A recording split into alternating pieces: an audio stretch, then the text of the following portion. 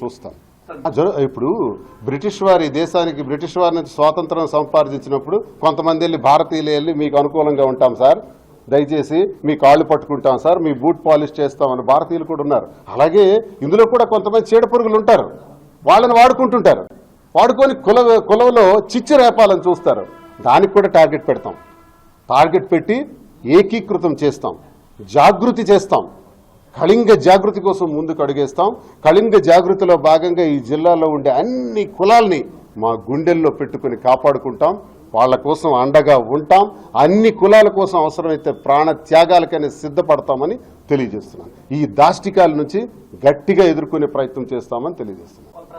ఏముంది, రహస్యం ఏముంది? నేను కళింగ కులానికి చెందిన వాడిని సస్పెండ్ చేశారు, స్పీడ్గా ఉంటానని సస్పెండ్ చేశారు.